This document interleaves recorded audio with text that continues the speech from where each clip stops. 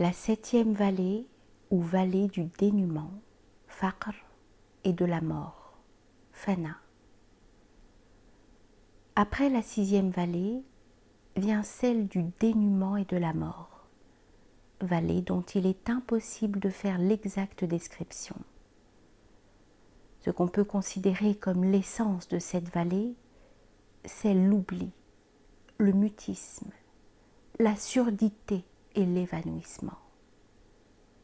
Là, tu vois disparaître, par un seul rayon du soleil spirituel, les milliers d'ombres éternelles qui t'entouraient.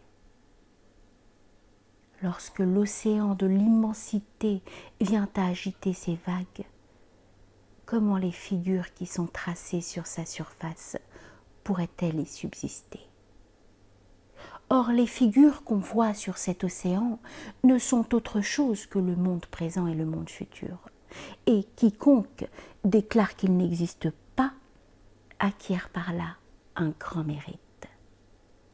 Celui dont le cœur s'est perdu dans cet océan y est perdu pour toujours et y demeure en repos.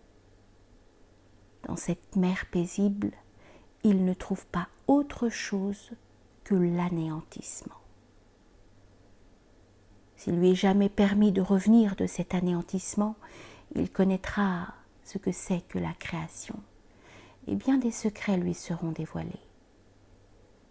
Lorsque les voyageurs expérimentés du chemin spirituel et les hommes d'action sont entrés dans le domaine de l'amour, ils se sont égarés dès le premier pas.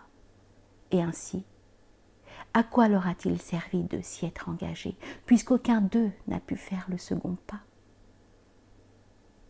Or, puisque tous se sont égarés dès le premier pas, on peut les considérer comme appartenant au règne minéral, quoiqu'ils soient des hommes.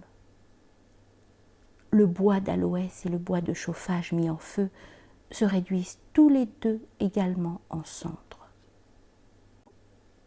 Sous deux formes, ils ne sont en effet qu'une pareille chose, et cependant, leurs qualités sont bien distinctes. Un objet immonde a beau tomber dans un océan d'eau de rose, il restera dans l'avilissement à cause de ses qualités propres. Mais si une chose pure tombe dans cet océan, elle perdra son existence particulière.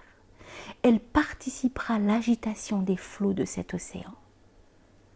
En cessant d'exister isolément, elle sera belle désormais. Elle existe et n'existe pas. Comment cela peut-il avoir lieu? Il est impossible à l'esprit de la concevoir.